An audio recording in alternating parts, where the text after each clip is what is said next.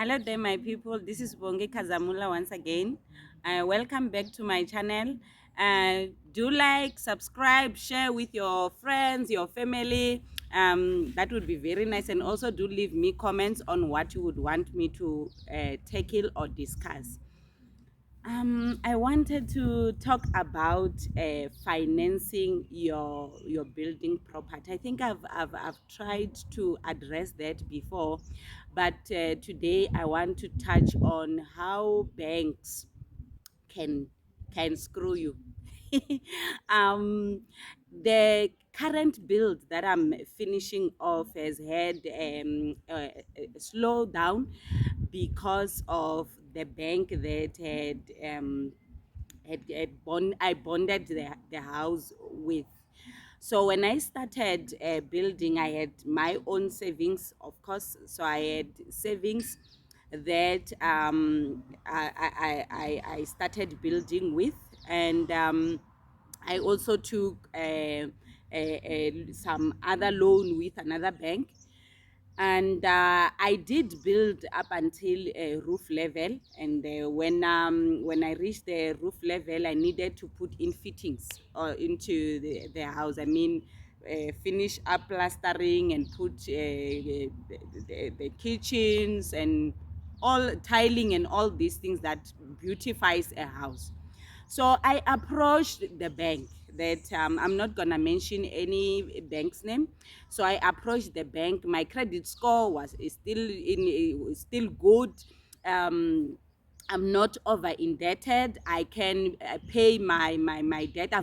I'm a good payer actually of the debts that I have. I've never defaulted anywhere. And when I approached the bank, something that I was not aware of happened. I applied for an advance loan. An advance loan is when you go to the bank and you say that the property that I have, I want to improve on it. I want to do things that are going to be towards the property. I want to bond it. I want a second bond on it, but the bond will be added on top of the current bond that it has. So the property that I had, I'm gonna put figures here. So the property, I bought it for 320. If it was 310, yes, then, and I paid it off, and I pulled off that money at some point and buy another property, and then I paid it off again. So I have got a flexi a reserve on the bond itself. So when I have extra cash, I put the money there, but I do not close the bond because I always need money, because I'm trying to run a business. I'm trying to be a property developer. So I approached the bank and they said to me, since you have got the money, a little bit of money on the reserve, you have to remove it from the reserve because we're gonna close that flexi reserve account. And then they asked me how much I wanted. So I said to them, because the bond was 310, and because of interest and all this other thing, when I removed it, it went closer to 320. Then I said to them, I want 200. And then the lady advised me to take 220, right? Because they're gonna need to do conveyancing on the bond as well, because you don't just go and top it up just like that. They have to do the same processes they do when you are buying a property from scratch. So okay, everything is pashasha. I apply for that advance, and they say it's approved pending assessment of the building. So okay, they call me, the ladies, like, your bond has been approved, so you'll be any, that meant I would be owing around, let me round it off to say 550. That's me rounding it off, if the whole process is done. And the guy comes in, they arrange for me to meet with the guy to come and assess the house and everything. And the guy comes in now into the property, and he's like, whoa, so you have built this many rooms into the property? I'm like, yes. And it's like, so you applied for the wrong bond. You applied for the wrong bond. You should have applied for a building a loan. And I'm like to him, I know about building loans, but I've already built with my money. I've already done so much. The building is finished. It's just touch-ups that needs to be done. And guess what? The guy goes and say, no, when you do this, it's pointless for me to recommend to the bank that the bank gives you 220. I want the bank to give you a lot of money because it's gonna be 2.7 million. This house, that was his estimate, and he said he's done it before at Daviton. Mind you, I'm pressed for time and I need the money. Makes sense, right? So I said to the guy, no, I don't want a building loan. I don't want to bond this house in like big bond. Guess what? The guy doesn't listen to me. He goes to the bank. He tells the bank the manner in which that house can be a potential business house. When I did the plans, it was never approved as a business plan. It was approved as a residential plan. There is ways that architect can design your building in a way that it will be approved for people to stay in, but you can also always alter it so that you fit in people in there. So the guy goes to the bank and tell the bank that no, that building that she has done there is worth more. It's about 2.7 million. We need to change the bond. I want her to submit to me the building plans. I want her to get me a person who is approved to build. And he leaves me a card, and before he left, he left me a card to say, don't worry, I'll organize someone who will be standing as your builder. So you see already, they are trying to con me into bonding the house. Let's just generally talk about the bank giving me a bond of 2.7 million. How much am I going to be paying the bank every month? And you know, when you get money cash and you have got so much money around and you can just spend it, I think that's the ideology that they have. The plan was not to have so much money. Of course, if I wanted to invest it in another property, which I do want to do that, but not because somebody else is pressurizing me at that particular moment. So I would get that money, get excited, and go and fit in whatever that I want, probably buy a nice car and think, oh, my house is worth this much. And if I default on paying that amount of money, then that means that the bank can repossess my house.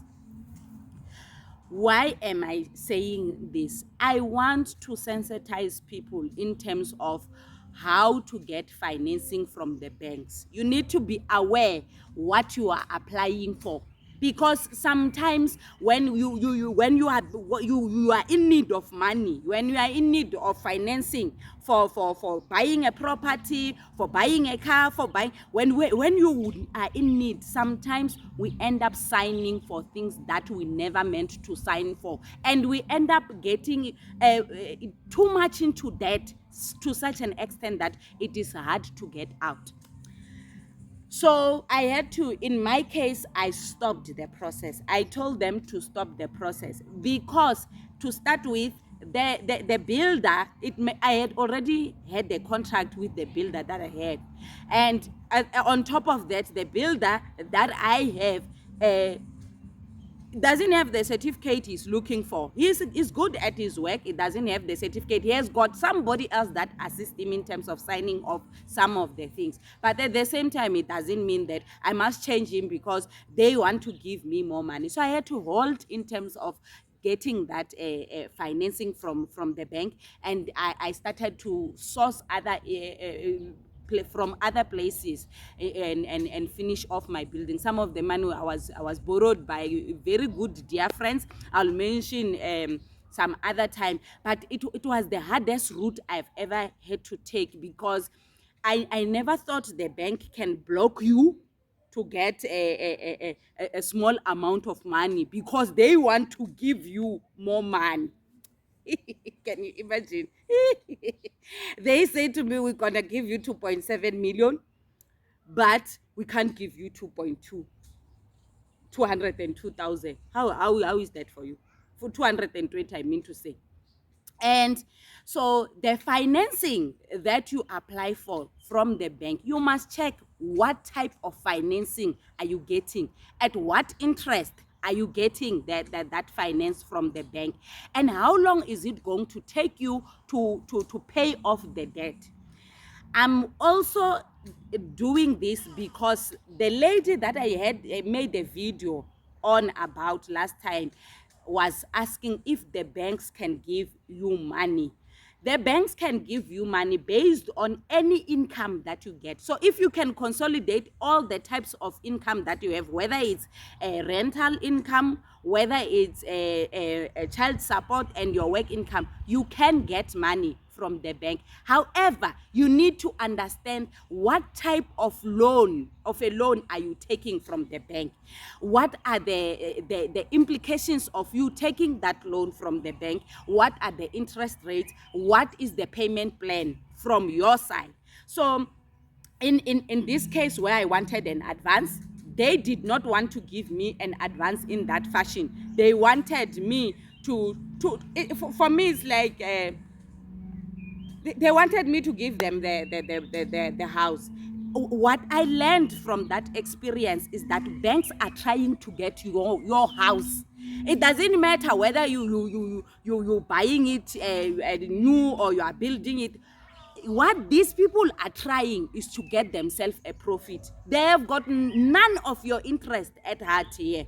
That's why when you buy your properties, when you invest in property, be careful what you are getting from the banks.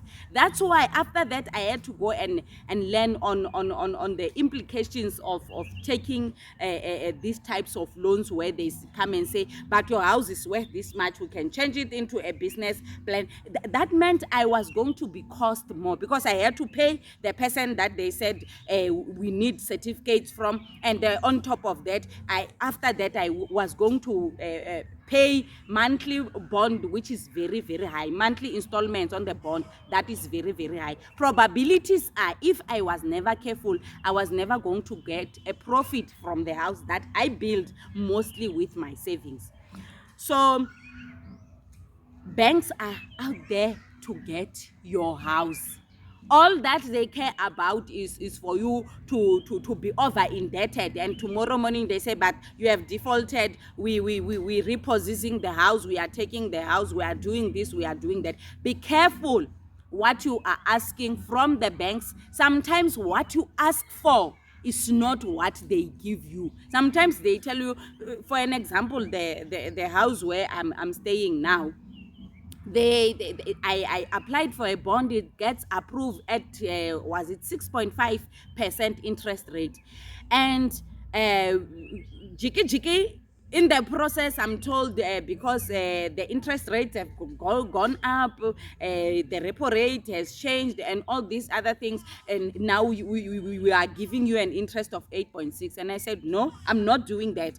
And the clauses that came with it was, if we do not change, that means that your bond has to be cancelled. There were lots of stories, but because I was adamant and went back and reference to what I've been given, I was able to tell them that even though that the interest rates have changed, it doesn't have to affect me that much. So every time you try to source finances from the bank, be sure that the type of bond or loan that you are looking for, you must be able to differentiate between an advance, a building loan, a personal loan, and credit card loans. Because if you don't know how to differentiate those things, you will end up being indebted over those. And if you die, because we live to die, you're gonna leave your children a lot of problems that they cannot solve. If you don't die, you yourself are going to struggle and get into a lot of debt that you cannot get yourself out of. So I've learned a big deal. My property had to halt a bit. I had to stop, and even though it was stressful for me to say,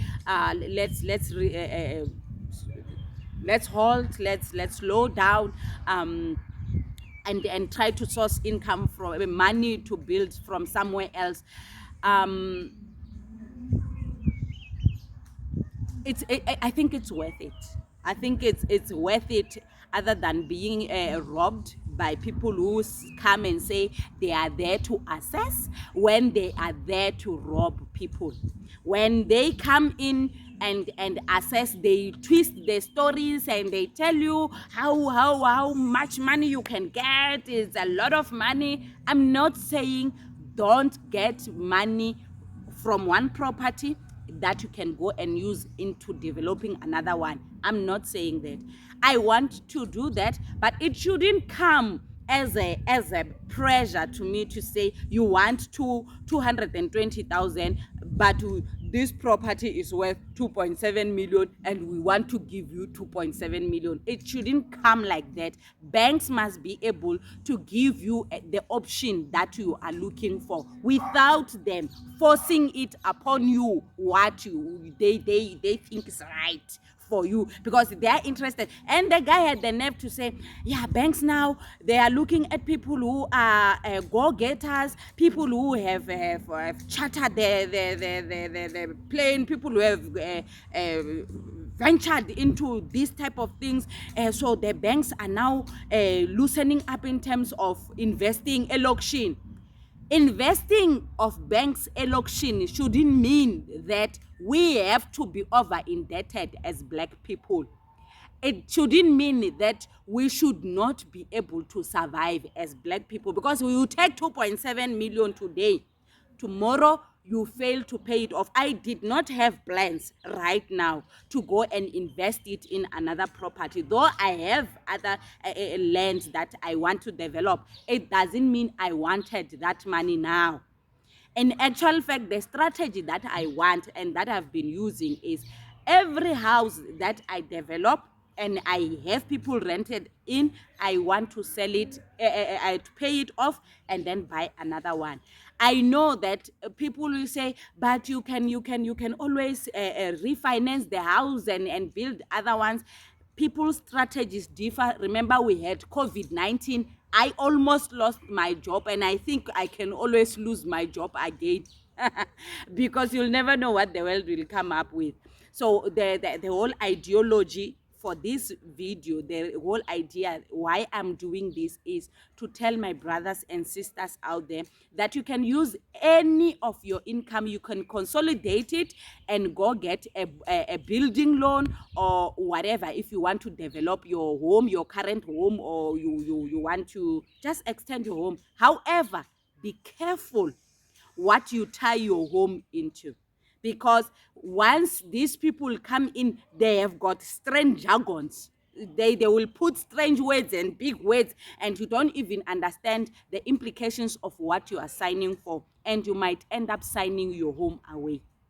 Thank you so much, my people. Please do subscribe. I love you, and I apologize for taking so long without uploading. Like I said before, it was studies and work and a lot of things happening, so I had to breathe a bit before I can come back to YouTube. But I love you, and I'm hoping to upload on a regular basis from now onwards. I love you. Mwah.